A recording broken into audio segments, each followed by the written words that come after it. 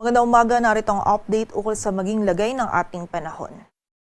May kita natin ngayon dito sa ating satellite animation nitong mga kaulapan sa kanluran ng ating bansa. Ito ay dulot ng Intertropical Convergence Zone or ITCZ at magdadala pa rin ito ng maulan na panahon dito sa Palawan maging sa kanlurang bahagi ng Visayas at Mindanao. Kaya doble ingat pa rin po para sa ating mga kababayan dyan sa banta ng mga pagbaha at pagguho ng lupa. Samantala, ang easterlies naman o yung mainit na hangin mula sa dagat Pasipiko ay magdudulot din ng mataas na tsansa ng mga pag-ulan, pagkidlat at pagkulog dito sa malaking bahagi ng Southern Luzon. And sa kasalukuyan nga po, hindi pa rin nakakaapekto yung habagat or southwest monsoon sa anumang bahagi ng ating bansa. Ngunit posible pong bukas ay umiral ito muli dito sa may kanluran ng Southern Luzon at Visayas. At sa mga susunod na araw, posible din dito sa may kanluran ng Central Luzon. Kaya ina-expect po natin maging sa mga susunod na araw ay patuloy pa rin magiging maulan yung panahon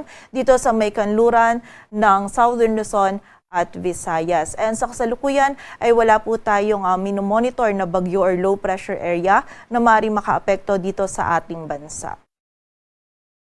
At para nga sa maging lagay ng panahon ngayong araw ng Sabado, magiging maulap yung kalangitan at may mga kalat-kalat na pag-ulan na mararanasan dito sa Mindoro Provinces, Marinduque, Romblon, maging sa Quezon at buong bahagi ng Bicol Region. Dulot po ito ng easterlies. Kaya pag-iingat para sa ating mga kababayan dyan sa posibilidad ng mga pagbaha at pagguho ng lupa. Samantala dito naman sa buong bahagi ng Luzon, kasama na dyan yung Metro Manila, ay magiging bahagyang maulap hanggang sa maulap yung ating kalangitan.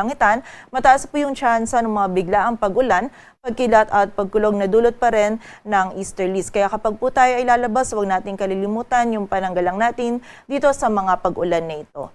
Agwat ang temperatura dito sa Metro Manila ay mula 26 to 33 degrees Celsius. Samantala dito sa Central at Eastern Visayas ay meron din po tayong mararanasan ng mga kalat-kalat na pag-ulan, pagkilat at pagkulog na dulot ng easterly. Samantala, magiging makulimlim din yung panahon at meron din tayong paminsan-minsan na mga malalakas na pag-ulan na mararanasan, lalong-lalo na yan dito sa Palawan, maging sa Western Visayas, Negros Island Region, Zamboanga Peninsula, Barm at Sorsogon. Dulot po ito ng ITCZ. Kaya muli po, doble ingat pa rin para sa ating mga kababayan sa banta ng mga pagbaha at pagguho ng lupa. Samantala, sa nalalabing bahagi naman ng Mindanao ay meron tayong mararanasan lamang ng mga isolated o yung mga biglaang pag-ulan, pagkilat at pagkulog. Dulot pa rin ito ng ITCZ. Agwat ng temperatura sa Cebu ay mula 25 to 31 degrees Celsius at sa Davao naman ay 25 to 33 degrees Celsius. Para sa lagay ng dagat baybayin ng ating bansa, wala po tayong nakataas na gale warning, kaya malay makakapalaot yung mga kababayan nating mga isda, pati na rin yung may mga maliliit na sasakyang pandagat. Dito sa Metro Manila, ang araw ay sisikat mamayang 5:28 ng umaga at lulubog mamayang 6:28 ng hapon.